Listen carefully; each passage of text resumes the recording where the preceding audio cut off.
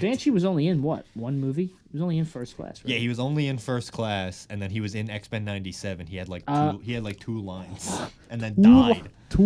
He got blown up in the thing. He got blown up to smithereens. The fuck is it called? When the place got demolished. You're asking the wrong guy. Fuck. Whatever. Roll the intro.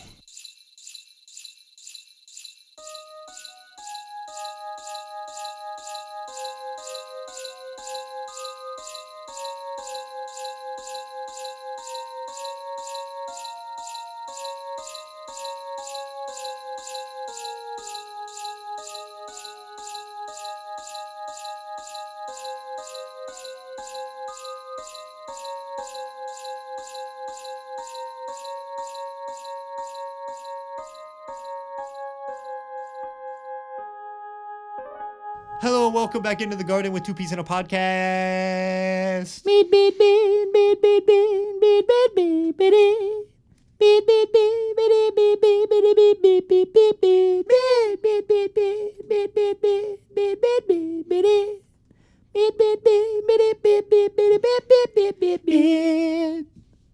Yes, it's the Christmas episode. Oh. No, I'm just kidding. It's the Chrimuss episode. Who you Merry Christmas. Yes, so today, well, not today, but in a couple of days, it is Chrimuss. Yes. And so today we've got a special episode. This is actually all Allie's idea. Oh, this was Allie's idea. Completely her idea. Allie? Because I realized last year for our Christmas episode, we pretty much covered everything. We talked about our favorite Christmas movies. We talked about our favorite traditions. We talked about we did a Christmas quiz. So we kind of like did everything last year, and so I didn't know really how we were going to tackle this year. But Allie came in with a great idea, so shout out to her. This actually was a good idea. Yeah, yes. I thought it was really interesting. So today we're going to do a Secret Santa, but because you guys cannot see us, we're not going to be giving each other physical gifts. We're going to be giving fun facts about entertainment, like movies or music or video games. But the thing about it is because it's like a Secret Santa, obviously I picked them for Josh. Josh picked them for me. And we tried to do it where it was like 10 facts-ish, about 10 facts that we think the other person doesn't know about, but it's about something that they're really interested in. It'll all make sense when we start. Yeah, it'll make sense when we actually do it. And then I have a secret list for you, my friend, for Chrimuss, for at the end of this. Ooh. So I'm going to tell you, it's probably the hardest list I've ever had to do. So I'm going to get into this here. So I wrote down 8 facts. Okay. But 2 of the facts are part of a long list of several facts that I want to talk about because they're from one of our favorite movies. Okay. That's fine. We'll get there when we get there. We'll get there when we get there. But yes, so you'll see how this is going to go. Do you want to start? Yeah. I think I will. Now, I'm not going to do the first 2. I'll skip the first 2 because they're part of that long list. Okay. So I'll do 3 through 8, and then I'll do 1 and 2 together. Okay. So let me go into my screenshots because I took a bunch of screenshots today. Me. Okay, we're gonna start strong. Ooh. This is from How to Train Your Dragon. Woo! So there's a book version of that, right? Yes, that's one of the few books I've actually read. Oh, okay. So you might know this. I read this a long ass time ago. Oh, okay. You might know this. Came out, but... So in the book, Toothless is actually like a little iguana-sized dragon. Yeah. Kind of like the Terrible Terror. Yeah. The directors of the movie changed this because they wanted a dragon that Hiccup could climb on, and it would have a design to help it like emote better, like show emotion better. Okay. Yeah, I know that they changed like I said, I read the book a long time ago, like when the movie first came out, but I knew that they had changed a lot of the dragon's designs, especially Toothless. But I didn't know they like fully blew him up, because I know in the books Hiccup is still like real small and scrawny and stuff, and I don't even think in the book he was able to really fly with Toothless. I think they kind of were just there hanging out together.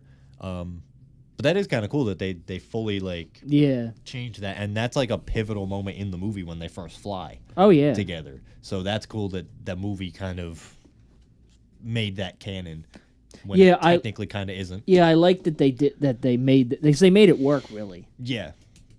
I just find it interesting that like they kind of changed it so now he has a dragon to climb on. It's not like training a tiny little thing that he can't. Yeah, like a little dog kind of. Like a roo. It's not. It's less like a it's more like a roo. Yes. But that's cool. Yeah. Do you know what animals Toothless was like based on? Like what they used as reference? It's like I think it was like cats, dogs. Yeah, it was like big cats, house cats. Yeah. I Cats, think dogs, and something else. Yeah, I think 8.14 and something else. I think like alligators and crocodiles for the way his like feet are like spread like that and the way they walk. Yeah, some of that. I think you're right. Yeah, I seen it in the facts, but I couldn't remember what it was. Yeah, I know it was cats and dogs, but I think you were right about like it's raining cats and dogs out here. It's raining hiccups out here.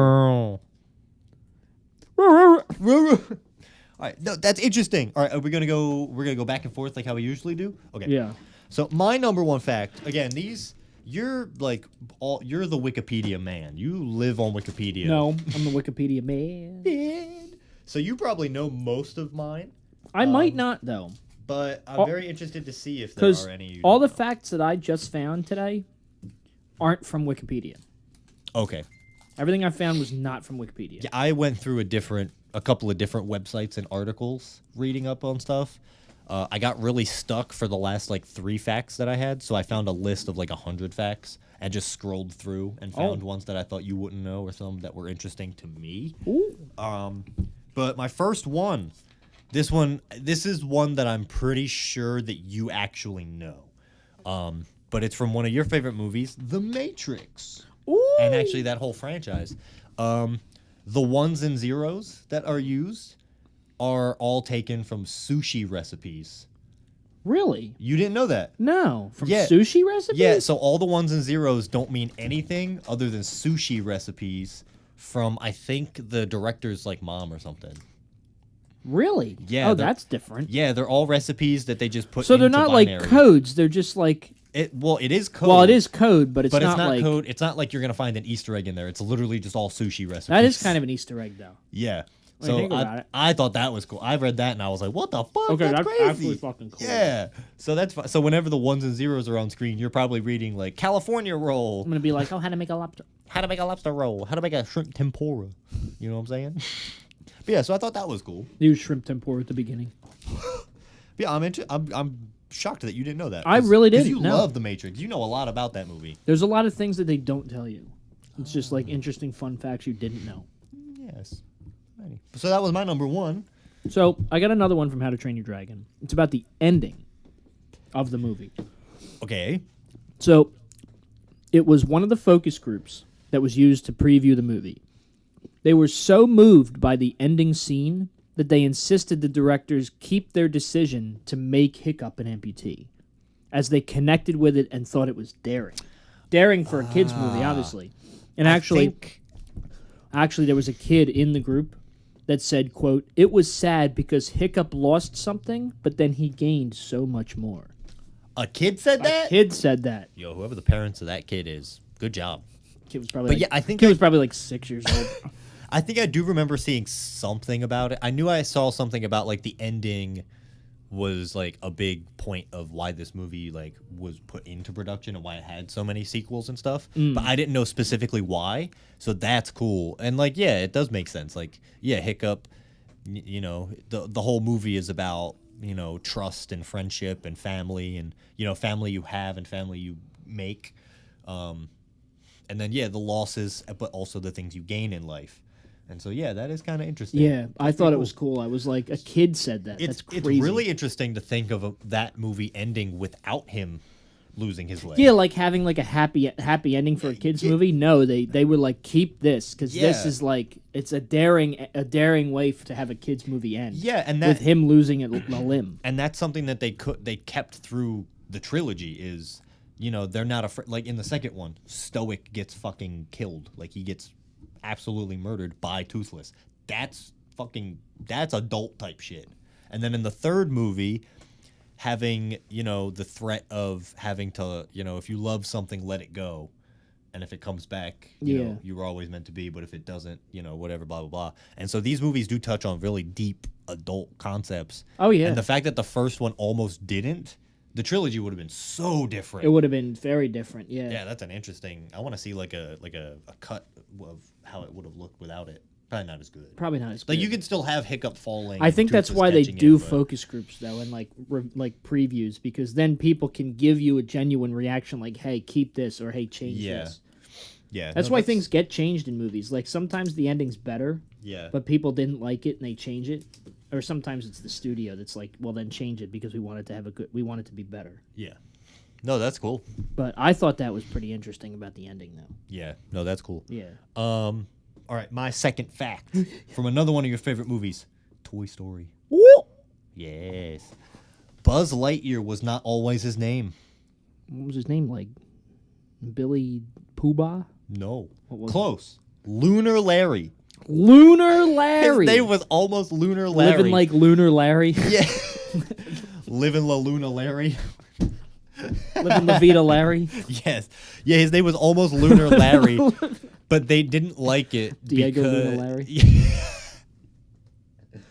They didn't like it because you had it was like Woody and Lunar or Woody and Larry. Like it just didn't fit because Woody had like such a toy name. Oh yeah, Woody. And so they were like, what's another good, you know, like astronaut type space ranger name? And they eventually landed on Buzz Lightyear. I want to know who came up with Lunar Larry and thought, oh, this is a great idea. You know who it was? Tim Allen. Imagine if it was. No, but actually, imagine if Tim Allen went up and said, I got a name for the other guy. Lunar Larry. With all this confidence, and then John Lasseter's just looking at him like, no. But you know what's funny? I think there is test footage of the original like way that the movie was going to be animated with Woody and Buzz, and I think in that clip, I think technically he's not Buzz. I think he is Lunar Larry. You could probably find. I am clip Lunar online. Larry, Space Ranger. Come in, Star Command. But yeah, Buzz Lightyear is so much better. Could you imagine if he was Lunar Larry the whole fucking franchise? No, I can't. Yeah, because it wouldn't have worked. I could imagine some male stripper with a big butt named Lunar Larry before I can think of Buzz. Yes. Yeah. But yeah. Fun fact. Lunar Larry. Double cheeked up. On a Thursday afternoon. Today's Sunday, though. In Andy's room. In Andy's room. Oh, no. Yee. What's Andy doing in there? Oh, no. Andy. He's showing Larry what it really means to go lunar. Oh. Anyway, all right. Go. Next two are about the MCU. Ooh. We're going to start with this one. In Phase 3, all of Stan Lee's cameos I think I know this were directed by James Gunn in a single day. Yeah, that one I knew. I recently found that one. But it's still cool. I thought that was pretty cool. Yeah. And I have like a bunch here that like popped up when I looked it up. Like you know, almost everybody received faked Infinity War scripts to prevent spoilers. You knew that. Yeah. Robert Downey Jr. gave personalized chairs to the cast. Yep. Steve Rogers. Oh, no, that's in the movie. That's not that's not an unknown fact. The visuals for Wakanda were inspired by actual waterfalls and African landscapes. Yeah. That's a good one too. Yeah, that is pretty good. But the one about Stan Lee, I was like, oh, that's pretty interesting. Maybe he doesn't know that. Yeah, no, I only recently found that one out. But that is still really interesting to think about. The next one you might not have known either. They were all James Gunn? Apparently. Like, you can't even really tell. Like, it feels like apparently James Gunn directed all of Stan Lee's little cameos. That's interesting. James Gunn. Poopy. And that's why he's the GOAT. Poopy fun. Well, one of. Okay. Next one. For another one of your favorite movies. Fight Club. Ooh. Damn, you really dug deep. Dude, This one was interesting to me because I've seen Fight Club. All of these movies, I've seen Fight Club and I've read the book. Yes. So in the movie of Fight Club, the director, David Fincher, purposefully put multiple shots of either people holding them or drinking from them or just in the scene at some point. Almost every scene has one. There is a Starbucks cup visible. Really? Yes. This was intentional. It's not like the Game of Thrones Starbucks cup in the background on Yeah. accident. Well, this was intentional from the director and Starbucks was also around in 1999 and not 3. Yes. But the point of it was to really solidify American consumerism. And like that whole idea of, you know, America runs on Dunkin', but instead it's Starbucks. America yucks on Starbucks. Yeah, this fact that I found, it went really in depth. I didn't go super deep into it because I was trying to find a bunch of other facts, but yeah, I thought that was interesting. That is interesting. American consumer. Well, it is a very. I feel like it makes fun of like American consumerism and shit. Yeah, it makes fun of like just America in general and like capitalism and like you know mental health, but nobody pays attention to it. Like sometimes you don't even know you have it, and like consumerism plagues us all, but we know we are all blind to it. That's interesting. That's a really crazy deep step to take in that kind of in Fight Club. In Fight Club, yeah, that's crazy. That's hilarious. See, this is why Fight Club is a good movie. Fight Club is great. I don't care what anybody says. I love Fight Club. Fight Club is great. Yeah, there was actually the thing I sent you on Instagram. I sent it to you and Brian. It was like your birth month equals the person you have to try and defeat in a battle. And my birthday, it was Brad Pitt's character in Fight Club. And I was like, do I automatically win because he doesn't technically exist, or do I automatically lose because he doesn't exist? Now you're just fighting Edward Norton the whole time. I'm fighting myself. Oh, well, you know like what? Edward Norton did. Yeah, actually, yeah, you're fighting yourself like Edward Norton did. I think so. When we watched that movie, I already knew that Brad Pitt's character was an enigma. But I can't imagine like I can't imagine like you watching it for the first time and finding that out mid movie.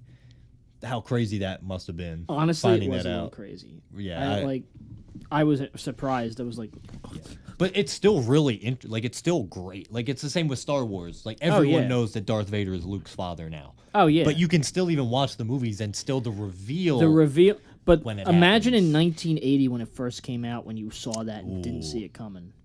Peak. Like that threw a lot of people off. Peak cinema. Which now we're going to actually make a Star Wars reference here with my next fact. Oh my God. My next fact is about Phase 2 of Marvel, of the MCU. Segues. Every Phase 2 MCU movie features a character losing an arm, which is a nod to Luke in The Empire Strikes Back. That's cool. Yeah, I didn't know that either. That's cool. Every movie in Phase 2? In Phase 2. That's cool. Yeah. Aldrich Killian. Aldrich Killian, Iron Man 3. Who lost it in the dark? Would Bucky have counted? I think Bucky does count, yeah. Or would it be Nick Fury? Well, he didn't lose his arm, but his arm was like injured.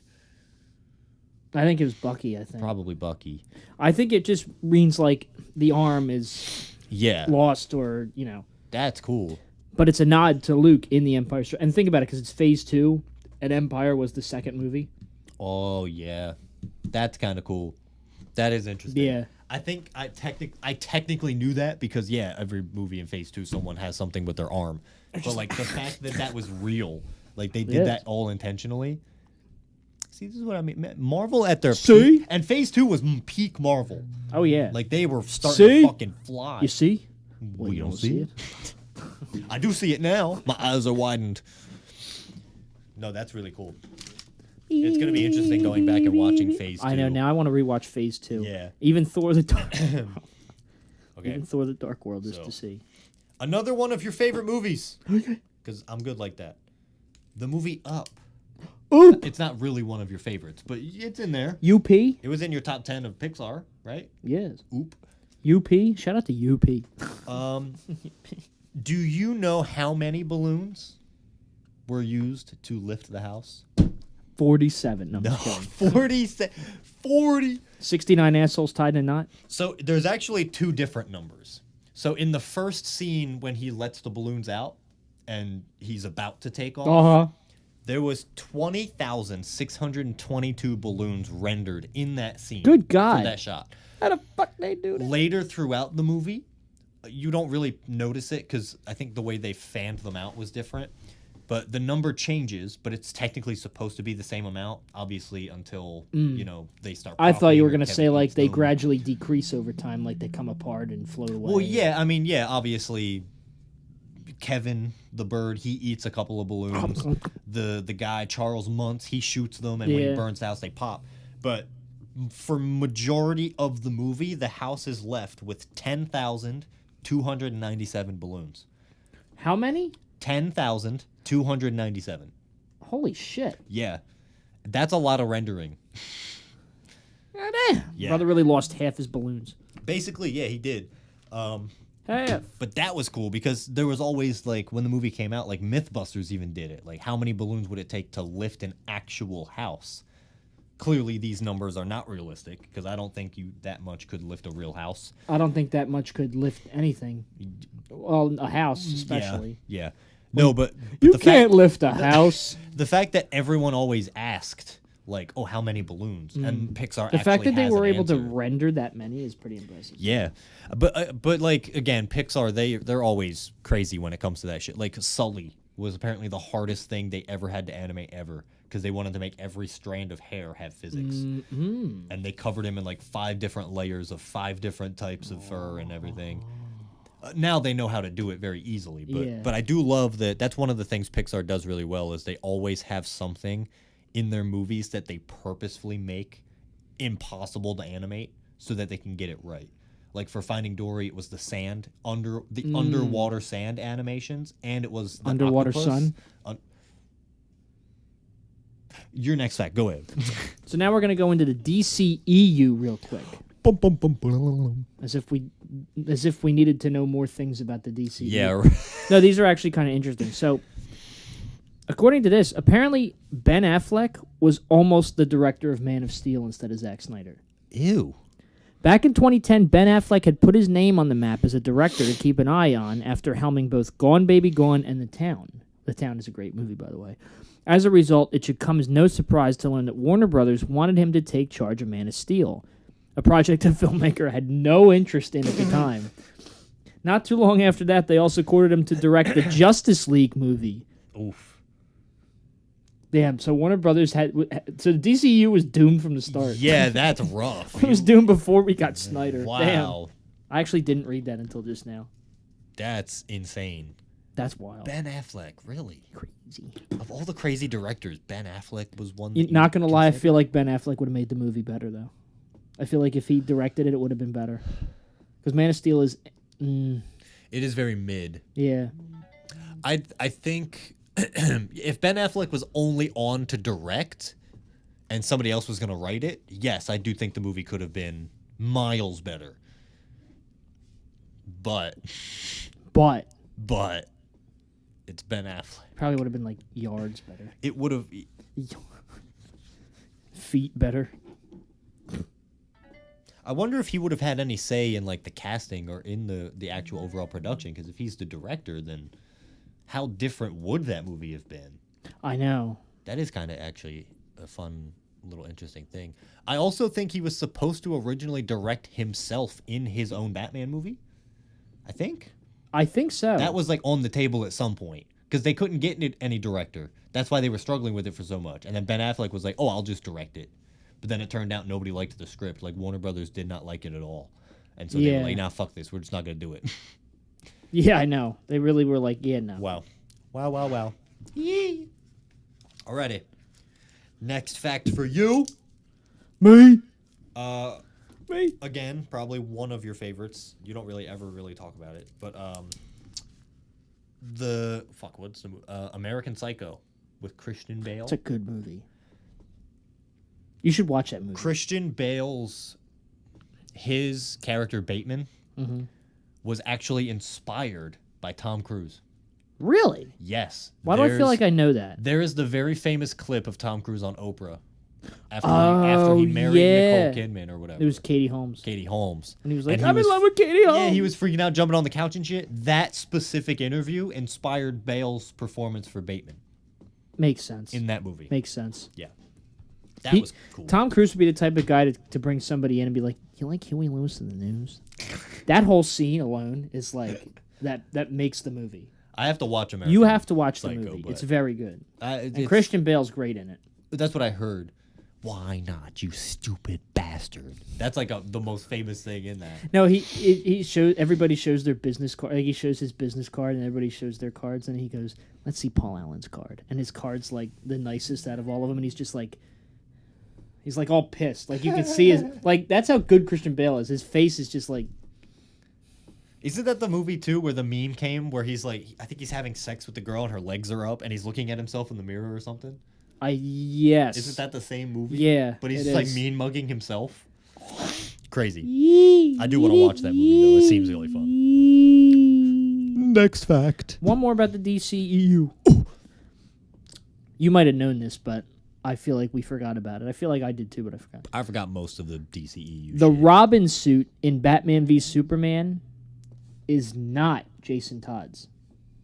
Remember how we all thought it was his? Yeah, didn't they confirm it's like Tim Drake? One of the coolest moments in Batman v Superman came when we saw Robin's costume on display in the Batcave after it had been defaced by the Joker, who, just like in the comic books, killed the youngster. This is literally, I'm reading what this says.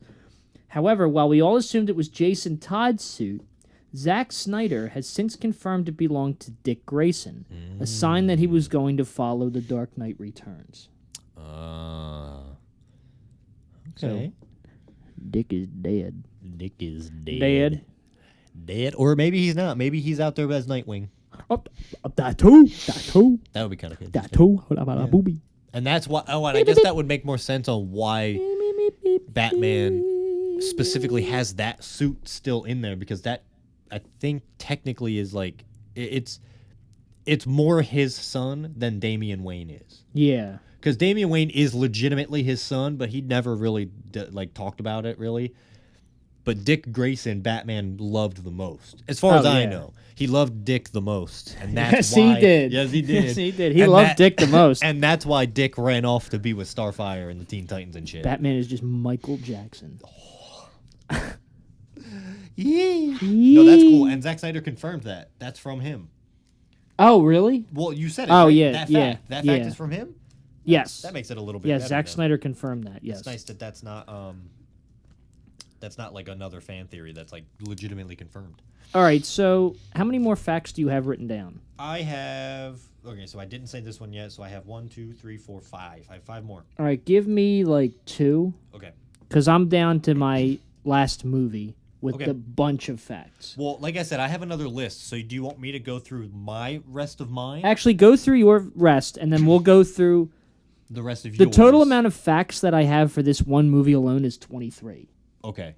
But you do your 5, we'll do these, and then we'll do the other list. Yeah. Okay. All right, so next one. The Godfather. Ooh.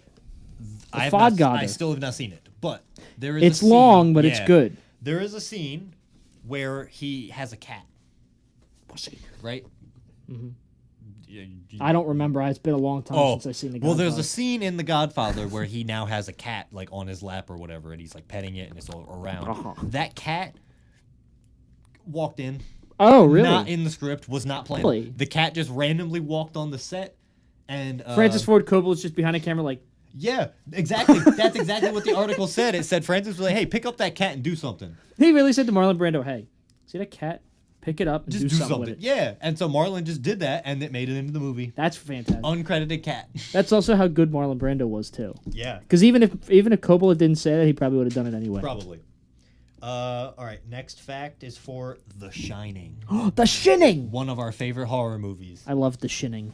One of the ways that the director was able to get Jack Nicholson to be that unhinged for real on set. Really? Is he fed Jack Nicholson his least favorite food, which is a cheese sandwich. And that's why he was like all... And that's why Jack Nicholson was like genuinely on set not happy. and not in a good place because Wow. they only fed him cheese sandwiches. Stanley Kubrick was a different breed, bro. Yeah. And then along with them actually leaving Jack Nicholson alone for a while, like they just set up a camera. Oh, to they record made and just they left made him him there. nuts. Yeah, Just like they made Shelley Duvall like actually going actually mental. Yes. Yeah. The movie Eraserhead. The baby in that movie. Oh no! What about the baby? Who do you know who directed that movie? It's David Lynch. Yeah, Okay. it's David Lynch's first movie. So Jack Nance Jack Nance. Yeah. nicknamed the baby in Eraserhead. Do you want to guess what the nickname was? No. What was it? Spike. Spike. Okay, so I've only seen Eraserhead once, and let me tell you, it is not a normal watch movie. You have to be like on something to watch that movie. I know you used to make Eraserhead references all the time. That's why I found this fact. is Dave. Now, mind you, this was David Lynch's first movie, and David Lynch was nuts. Was also weird with his movies. I mean, you watch Twin Peaks too, and you're like, okay, that's odd. Wow. But the baby in Eraserhead is goofy looking. Haunting. I mean, Bo Burnham said it too. Yes. Spike. Yep, that was the nickname for the baby on set. Oh my god! all right. Nance. Jack Nance would do that too. Number 9.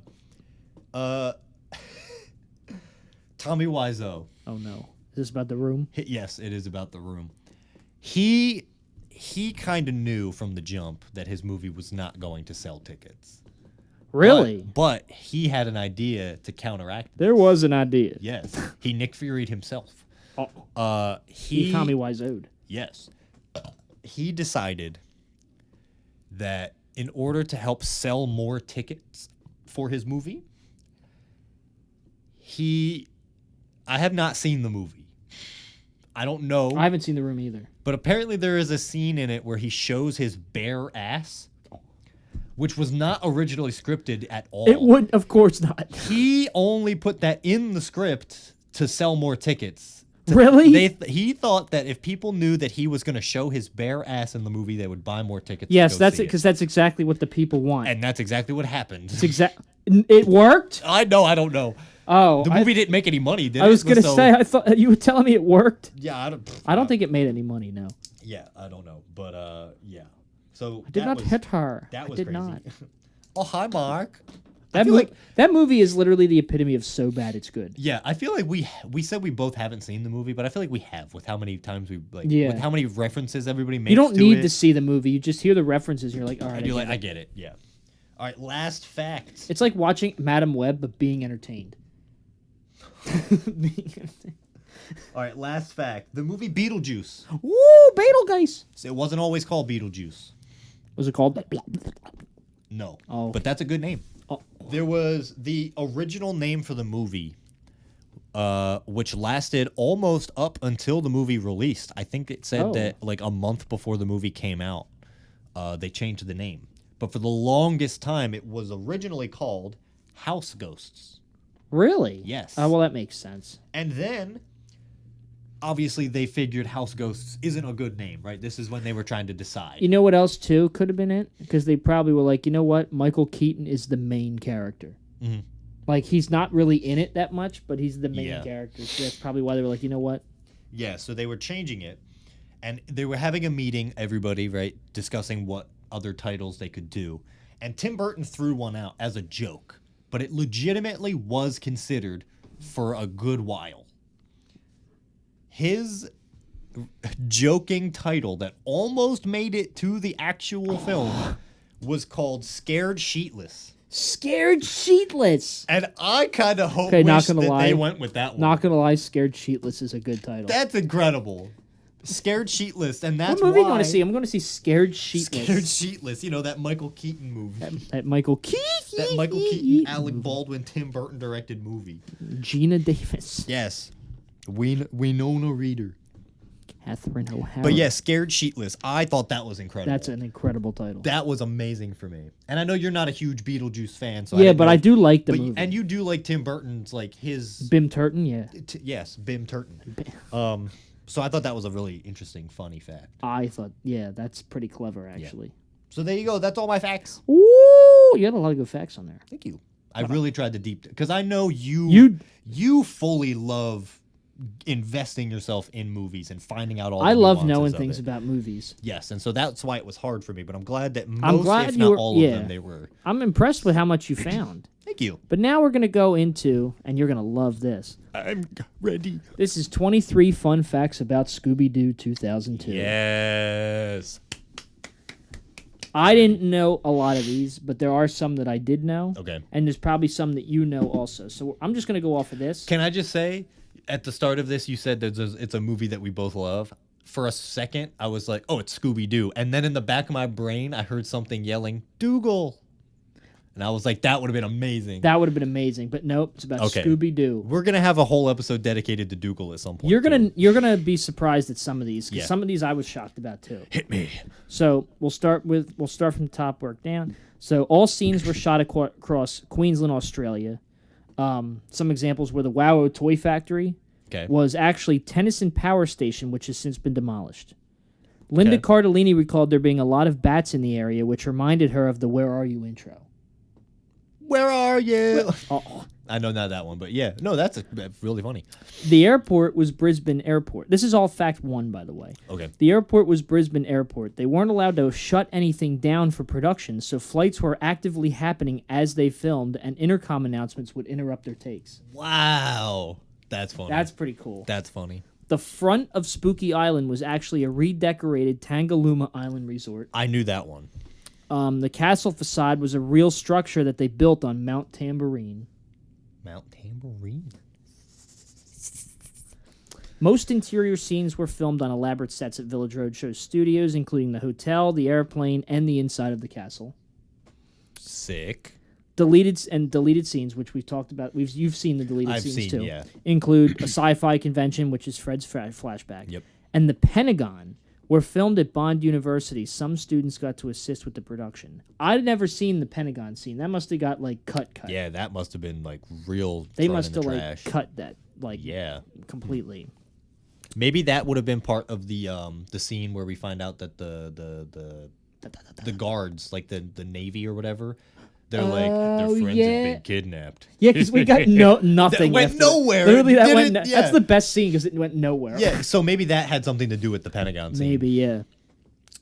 Fact number 2. Whoop!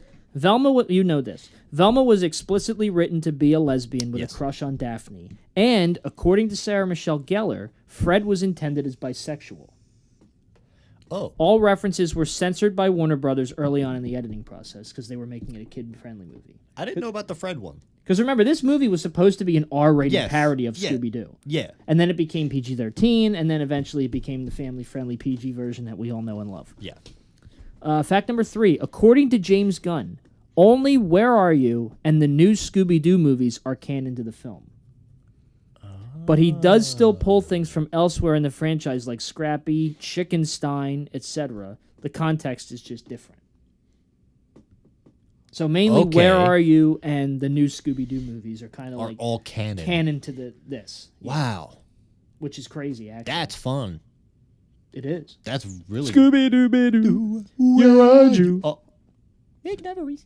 Yeah. I should put it in the middle. Thank you. Fact number 4.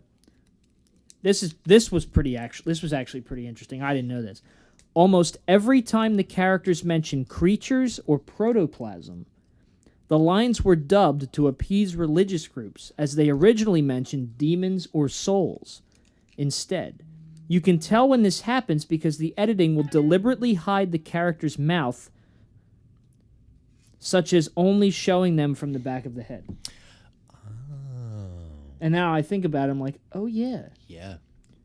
So basically they were saying demons and souls, but they dubbed it over to be like, oh, there's no demons, there's no souls. And the one scene that pops out to me is when they all are swapping bodies.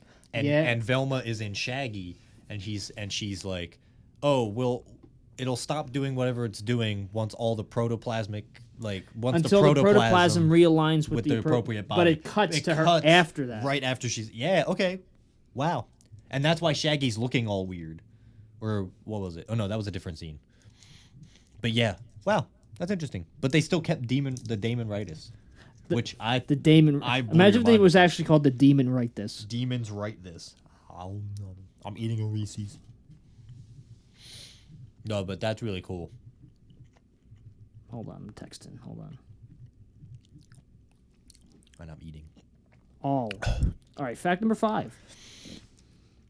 This is one that we all know. Several of the DVD deleted scenes contain censorship and some contents missing entirely. This is because they would have needed to clarify the presence of PG-13 bonus content, which Warner Brothers felt would have deterred families from buying it. Yeah. So that's why a lot, like the scenes are there, but they're cleaned up. Yeah. Like apparently one of the scene where they're in the girls' bathroom, apparently there was more cleavage visible. Yes, like and they had to... like Daphne and Velma's like boobs. Yeah. Apparently they were in, but they like airbrushed more in to cover them. Yeah. Imagine if we saw more of that. I think about this movie and I'm like, imagine what we could have gotten. Imagine. But the fact that it lives on in like infamy and legacy makes it even better. It kind of does. It really does. Like I don't mind having it be PG and then being like there's a large part of me that wants this R-rated original film. Yeah. But there is also a very small part of me that's like, no, just leave it a mystery. But see, a mystery. But see, we have the script though. Yeah. We have the script. And remember the script is the reason why I'm on Reddit now. Yeah, that's what. And I finally did get it, which is great. Yes. The original and the James Gunn redo. Yes. Fact number 6. Sarah Michelle Gellar and Freddie Prinze Jr., who are married in real life, got engaged during production. Whoa, I didn't know that. This was supposed to be reflected in Monsters Unleashed with a plot thread about Daphne and Fred being recently engaged, but this was cut and you can only find references in the novel. I guess there's a novel. Yeah, I know there's a novel. Real quick, I know you're still going through facts. I've got 2 fun facts for Scooby-Doo right off the top of my head. Ooh. So Scooby-Doo Monsters Unleashed, the second one. Right. There's an end credit scene. I did not know this for years until recently. In Monsters Unleashed? In Monsters Unleashed, there's an end credit scene. I don't know if it's specifically only for the DVD version or not. I don't know all of that. But there's an end credit scene where Scooby-Doo is playing on a Game Boy Advance. Yeah, okay. And he shows a code. It's a code for the Monsters Unleashed Game Boy game. Yes. Which I used to have, mind you. You put the code in, I forget what happens, but it's a cheat code for the game. I know what it does, and I'll tell you. It gives you the true ending of the game. So you're supposed to put that code in at the very end of the game. You're supposed to play through all of it and get to the last level and play it and beat it. If you put in the code, you find out that the masked figure was Heather Jasper Howe. If you do not put in the code, you never find out who the masked figure is. Oh. Yes. So, obviously, if you haven't seen the movie, you don't have the code. You don't have the code. So if you play the game, it doesn't spoil the movie for you. It doesn't spoil them. Oh, I like that. See?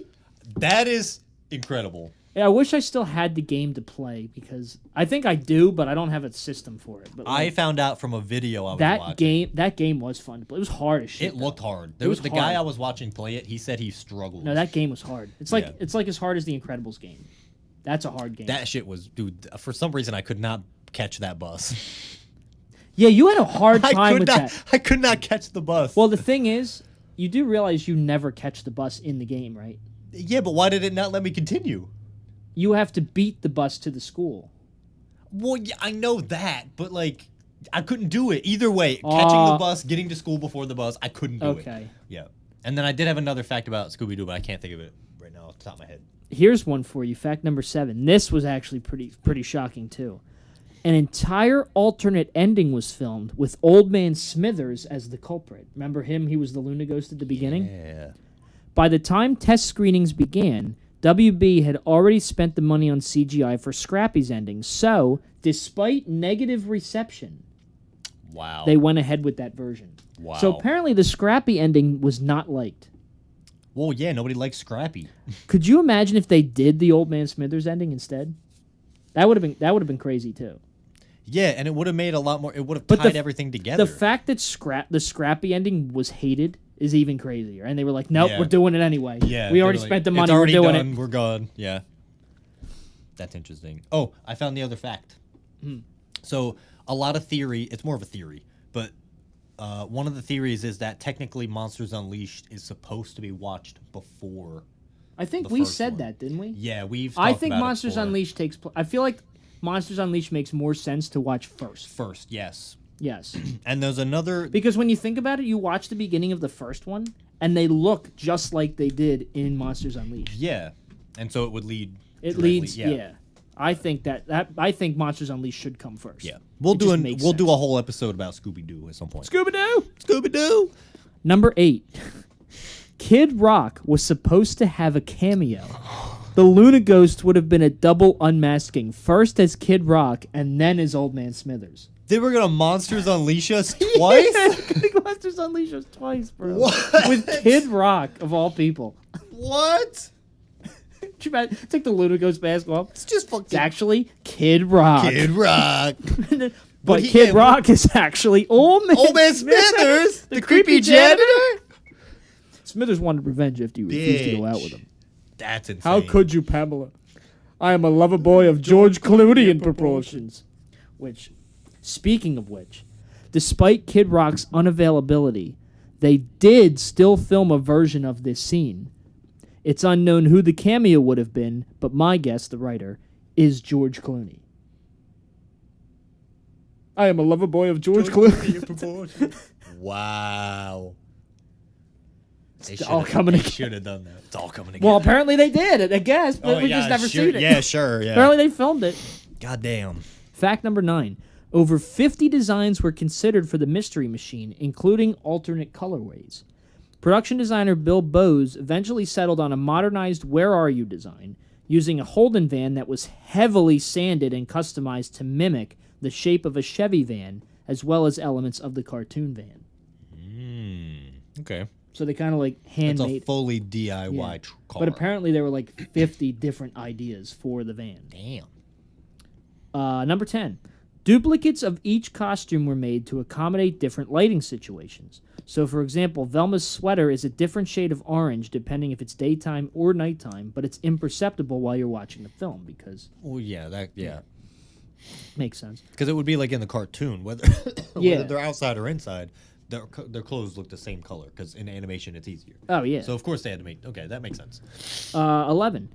Everyone that gets possessed wears more trendy... You can probably know this. Wears more trendy and risque clothing in later appearances. This is most obvious with Fred and Velma, but Daphne also wears a lower-cut dress that exposes her bra from certain angles.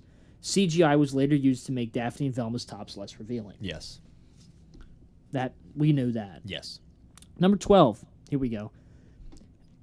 Emil Montevarius was supposed to be a completely made-up identity, akin to Heather in Monsters Unleashed. This was changed at the request of Rowan Atkinson. Good so job, originally Rowan. that wasn't even his name. It was just supposed to be made up. Like Nice. Heather Jasper Howe. So it was probably supposed to be like Scrappy fully made this character. Yeah. But then that's probably why the scene Then where they they probably take him did- out of the... But then they probably did the refilm where they pull him out of the thing. Because thing, you notice how he goes from all heavy bearded and stuff, and then the ending comes and he's clean yeah. again. That means that must have been a reshoot added in and they forgot to change everything or whatever. That Nice. makes sense. Okay. 13. The entire last chunk of the film was supposed to be way longer, with an extended Daphne Zarkos fight and scenes of people across America who were possessed. This included a Stone Phillips cameo, a scene at the Pentagon, and another scene where the Voodoo Maestro's dead Arnuki beast comes to life. Yes! Why did we not get that? They eventually realized it was getting too long and putting them behind schedule, so they trimmed it down and left certain bits unfilmed. No, fuck that. Could you imagine if the dead Arnuki beast came to life? Like, instead of walking around like... and he's just like... yeah, he's running away. He's like, running away. That would have been incredible. Possessed this dead Arnuki beast. I don't care about the possessed people across America. I don't care about none of that. I want to see the dead Arnuki beast come to life and chase him.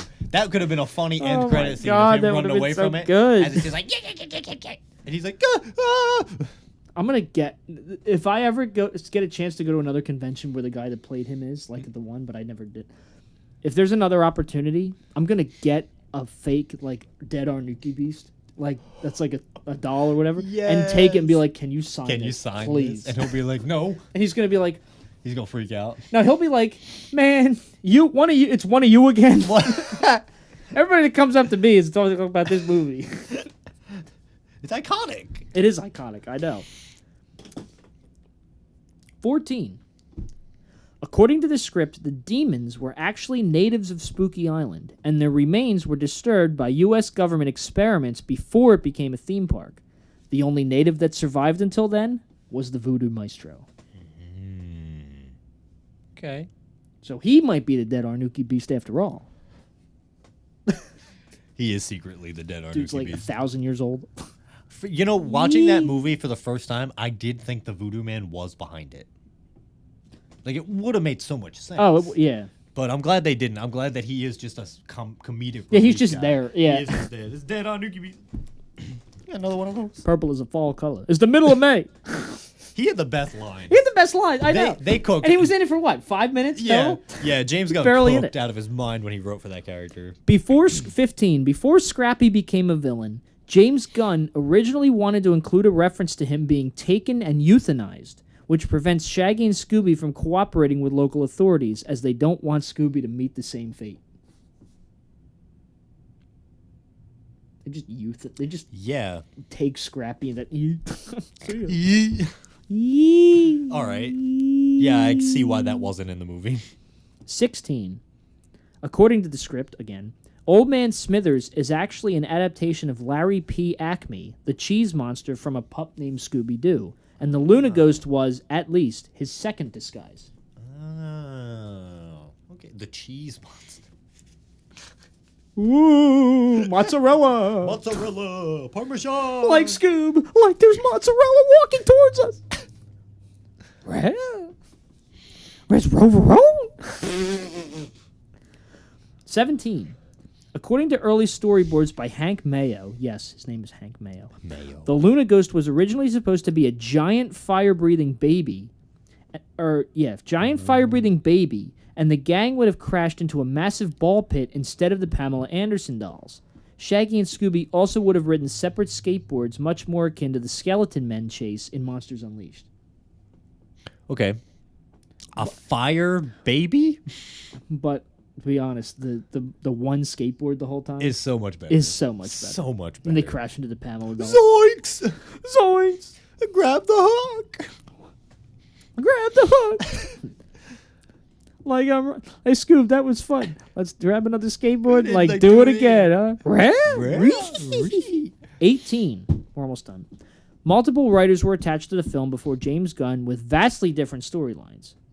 Craig Titley, the original writer, wrote a version more akin to The Mystery Begins, where the gang meet in college, and Mike Myers was supposed to lead a version more akin to Monsters Unleashed, where the gang have to save New York City from an invasion of their previous monsters.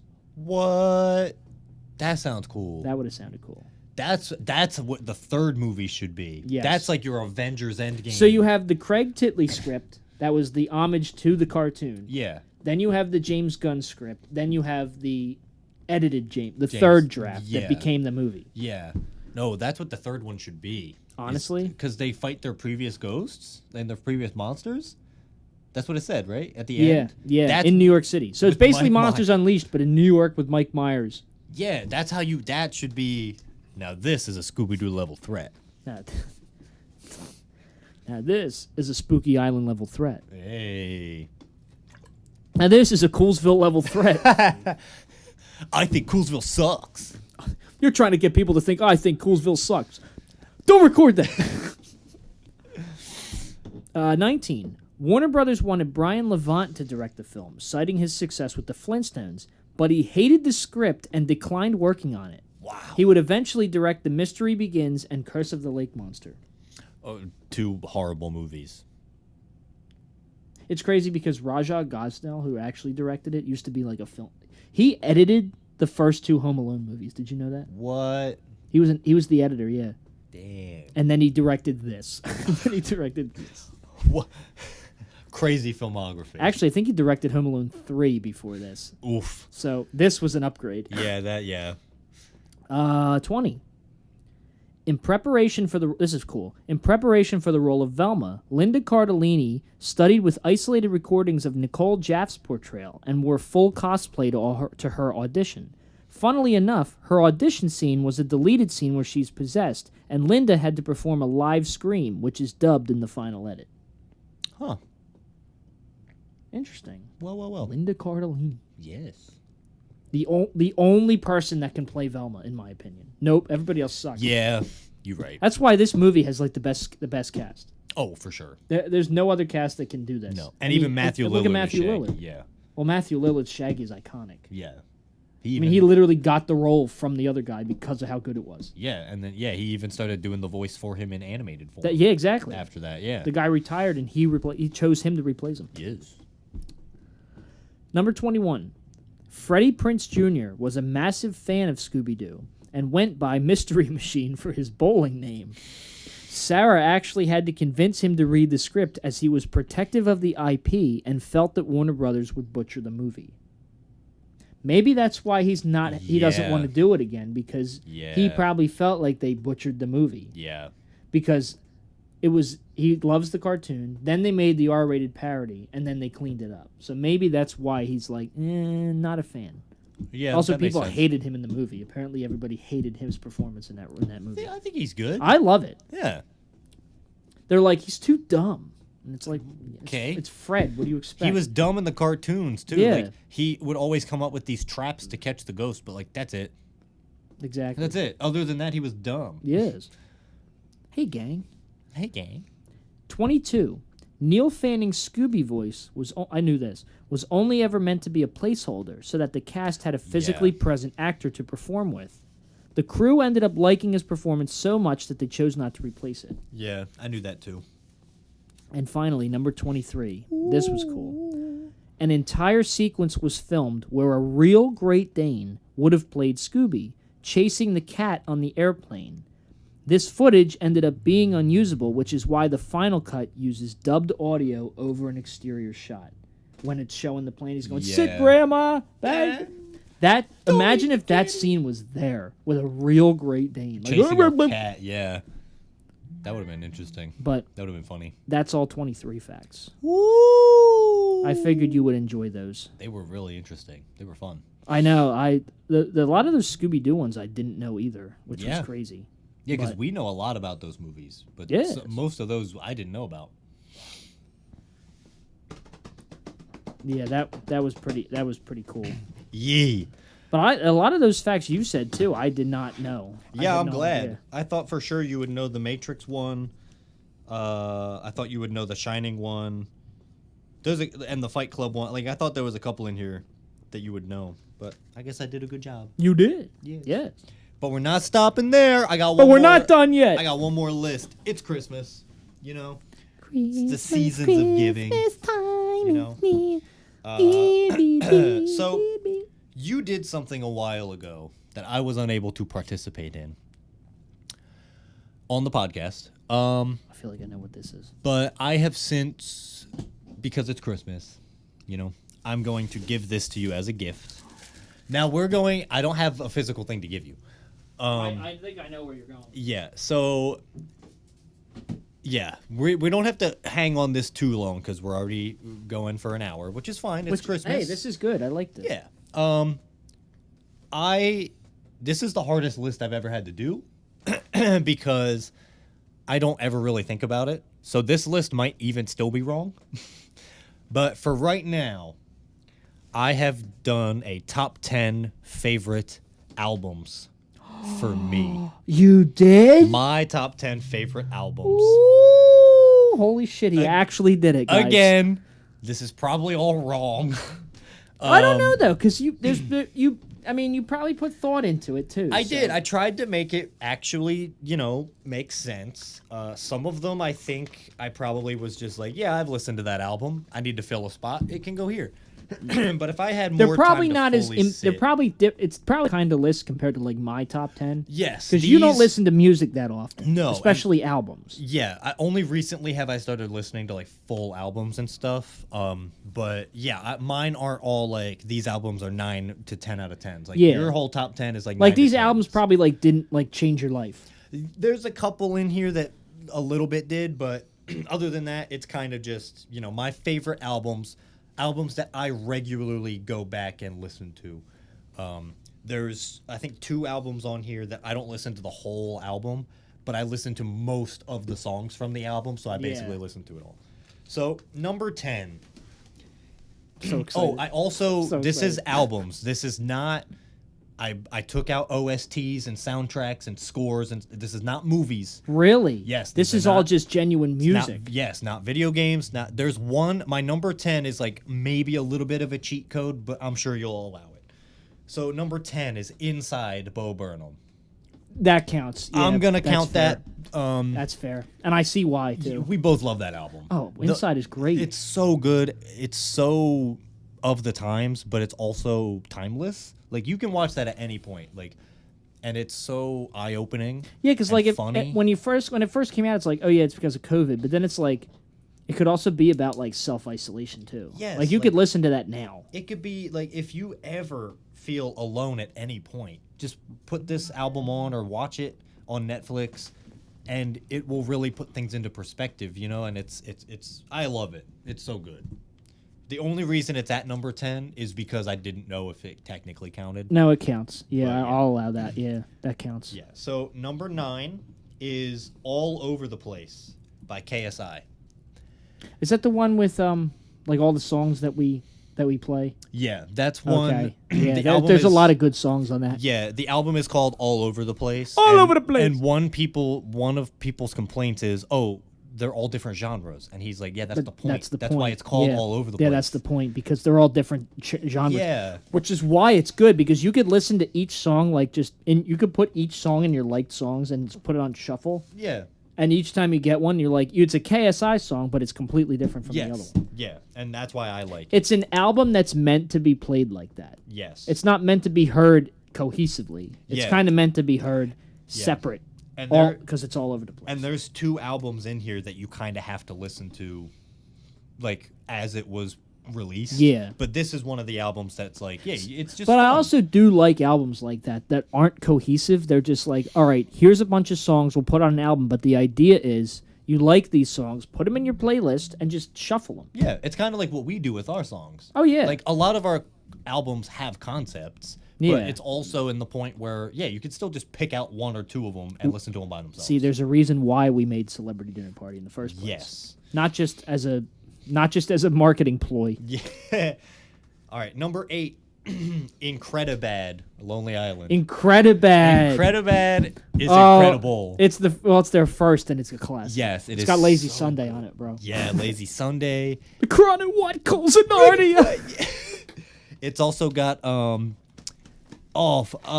Jack Black one. Oh, The saxophone. Sax man. is Dick in a Box on that? Dick in a Box is in this one, yes. Okay. Yeah. My But Dick in a Box. it's so good. And I love Lonely Island is such a good inspiration for us, the way we do music too. I gotta be honest. So far, your list is like Pretty an good. S tier list. Hey. Yeah. You actually you got this down. I hope it keeps going like that. because those are some good choices, All right, number 7. but they fit you too. Yeah. Number 7, These Nuts, Ninja Sex Party. I figured Ninja Sex Party was going to be on there at some point. I love Ninja Sex Party, man. And Isn't it was that the one tough. that starts with a song called These and ends with Nuts? Nuts, yes. Okay. The bookends. Yeah, it's so funny. I think that obviously this is one of their more recent albums. I think it's the last one they did, other than their cover album. The cover album, yeah. So obviously their quality has increased and their song producing has gotten better. But honestly, I knew I had to put a Ninja Sex Party album on here. I only limited it to one artist, by the way. I didn't want to throw, because this whole list could be Ninja Sex Party albums and it'd be done. Yeah. But I limited it to one each. But These Nuts is just so funny. I mean, I got a car, you know. Yeah. Get ready to get ready. Let's get ready to get ready. Get ready to get ready is incredible. And the fact that that's the opener song Get ready to makes get it ready. way better. But yeah, so I had to throw in that album in there. Next album. This is another one that I don't really listen to the entire thing, but I had to put one on here. Origins, Imagine Dragons. Origins. Origins. Okay. That album is so good. That's not the first one. No, that's Night Visions. Yeah, I think this is one of the. I think this is like the 3rd one or 4th one or something. You being an Imagine Dragons fan, it makes sense. Me, Yeah, you're like not a Night big- Visions, I think Night Visions is great. Mhm. Smoke and Mirrors is good too. Yeah, Origins is okay in my opinion, yeah. but since you're a fan of Yes. Imagine Dragons, it makes sense. Yeah. And I know, but you're again, not- this is fitting you, so this makes sense. Yes. But yeah, so number 6 is Origins, Imagine Dragons. Number 5, Death of Slim Shady, Eminem. That album. Wow, you put that up there. I Wow. did. That album is so good. And it's another one, like, this is one of the ones that, like, you kind of have to listen to it from start to finish. You Right. can't just pick one out in the middle Yeah. and do it. It's sprinkled in some, like, sketches of Eminem and Slim Shady talking or fighting or doing something. Right. And then obviously everyone knows the song Houdini. Love Houdini. I just think that album, the whole concept of it and all the songs in it are just bangers. Eminem still got it. He's still the GOAT. Eminem's the GOAT. Yes. I'm surprised you put that up there. I like know. that I was list. surprised too. I was surprised. Like I thought it'd be like Marshall Mathers or Eminem show or something. No, I think Death of Slim Shady is maybe his magnum opus, but that's my opinion. Okay. That's fair. Yeah, It's your list. I just think he put so much of himself in that album. Yeah. You know, like a proper send off. Yes, and it felt just so peak. It felt right. Number 4, Thriller, Michael Jackson. That whole album. I don't need to say anything about that album. It's incredible. It's funny because that album is only 9 tracks, and there's only like 1 or 2 that are like. To me, there's 1 or 2 that are kind of off because it's like the other 7 are peak. Like peak album there. Mm-hmm. Like I mean, it literally opens with "Got to be stopped, son. Yes! Got to be stopped, stop it." Of course, Thriller. Yeah. Beat It, Billie Jean. Yeah. Human Nature, even PYT. They're all great songs. Banger album. That's banger. Yeah. Banger. All right, number 3. This one, so my top 3 are like my top 3. I know these 3 are like at the top. My number 3, this album, I know you're not a huge fan of him, but this album got me through a weird time, like a weird transition period, and it's Charlie from Charlie Puth. Okay. It is a very slow, sentimental album. Each song, the song is mainly about him having like relationship troubles and trying to figure himself out. And you know what? All of That is And when the album came out, I had, me and my ex had broken up. You were in a rough place. I had just started my job. Wow, that's perfect for that list. Yeah, brother. I was living by myself for a majority of me listening to this album. This album got me through a lot of rough times. Was this after you moved out of your parents' house? Yeah, I think so. Okay, It was like around all of that. It was like right, bang, bang, bang, bang, all the same time. Okay. Now see that's perfect. Yeah, that album, I still, every time I listen to any of the songs on that album, it transports me back to living alone, sitting in my beanbag chair playing Slay the Spire while listening to the album. Holy shit. Yeah, like just alone in my dark, lonely, small, studio apartment. The top 10 up there. There are albums up there that do that for me. Yeah. Like when I listen to Boy Genius, for example. It brings me back to 2023. Yeah, and I think that's something beautiful that music does is it transports you. I still get emotional when I listen to that. Yeah, Charlie, I was listening to a couple of albums in preparation to make this list, and Charlie was one of them. And I was listening to it at work, and I made a mistake because it made me get emotional because it brought me back and brought back memories. I held it in because I'm a man. I held it together. I'm a man. I'm a man. Yes. Yeah. But yeah, so that's my number 3. I don't know. It just hits. No, You know what I mean? I get that. Yeah. And again, I know you're not a huge Puth fan. It's not that I don't like Charlie Puth. His music doesn't fit my style. Yeah, you know what I and mean? that's what I mean. Yeah. Number 2, Coco Moon from Owl City. Oh, that's different. It's a newer album. It's, again, full of bangers. It's the album that brought me back to Owl City,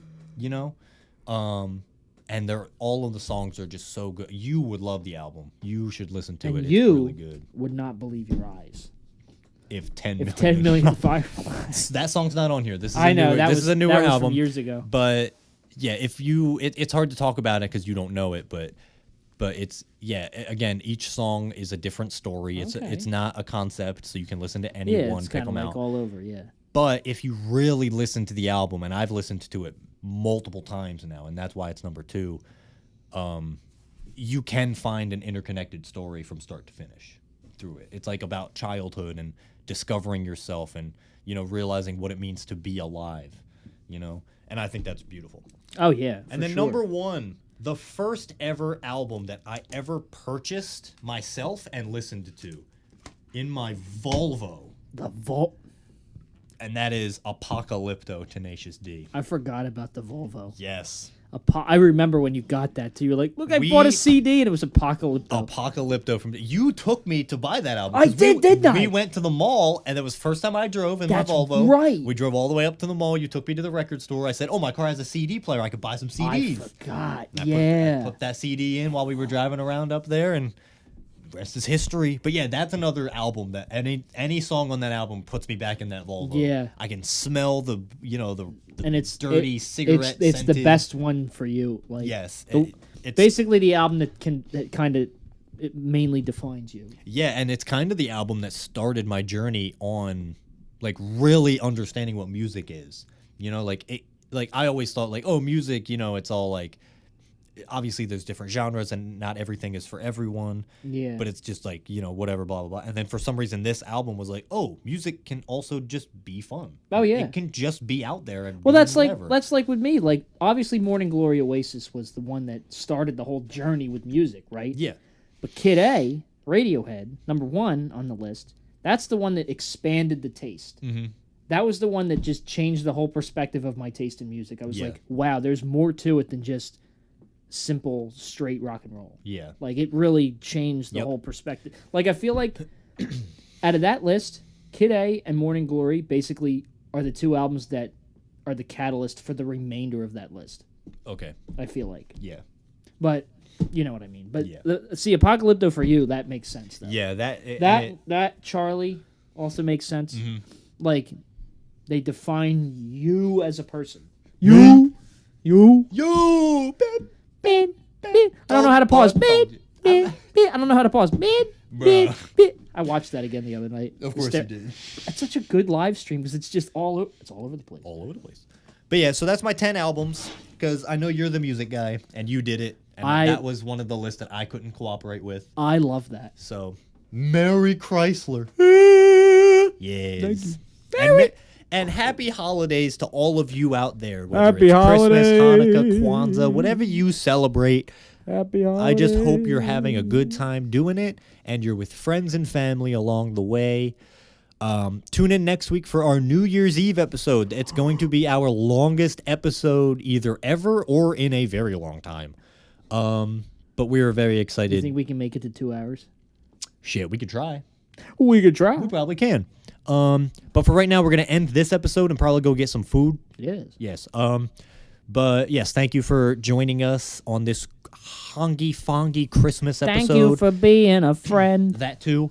If you guys enjoyed this episode, we have plenty more episodes in the back catalog you can go listen to. So give us a follow, rate us a 5-star, do whatever it is that Spotify allows you to do. Head over to Spotify also for Square Guy and the Predators. Celebrity Dinner Party is still out, and it is climbing our popularity charts. Brother, we really, really appreciate you guys going to listen to that. We got to talk about this for a minute because this actually shocks me. So I don't know out of the fans that are listening, but we've gone up to 1,780 monthly listeners. It even went up from last night. Get Up Off of That Dick has hit 20,000 plays. It's at 20,370. Yes, thank you. But Pee in My Mouth is the number one popular song. Yes. It only has 3,840 plays, but I think for some reason it's been very relevant lately. Yeah, I don't know why. Up. It's been at number 2 pretty steadily, but now it's number 1. The full length version is number 3. Yeah. And Celebrity Dinner Party, the song, is already our number 4. Yes. Still under 1,000 plays, but it's number 4 on the popular list, which shocks me also. Yes. So I don't know what you guys are doing, but we love it. Yes, thank you. Keep streaming the music. Keep streaming Dinner Party. The album, again, it's got 2 new songs. It's got Jim Carrey and Celebrity Dinner Party, and it's also got 12 songs from the other 3 albums. Yes. It's got Haywire, Nicolas Cage, Just Can't Wait to Be Gay. And, yeah, we love you guys for it. Like, you guys are awesome. Thank you for you all guys the are support. really, like, you're making us feel like, holy shit, like we're actually doing something with this right now. Yeah, and again, this was all just kind of fun and jokes, and we were just bored figuring out things to do. But the fact that you guys actually care and are listening and giving us your support and your love, we really do appreciate it. So thank you. Continue. We hope to continue this hot streak. Stay tuned. We are currently taking a small break from Square Guy. Yes. But be ready because we'll talk about that next week. We'll talk about that next week, but just yes. You'll be ready for when Square Guy makes a comeback. We got a lot of ideas. We got a lot of episodes planned for next year. And we also have the YouTube channel, Fongie Corporation, over on YouTube. There's videos up on that channel right now you can go watch. There's obviously going to be more uploads later down the line next year.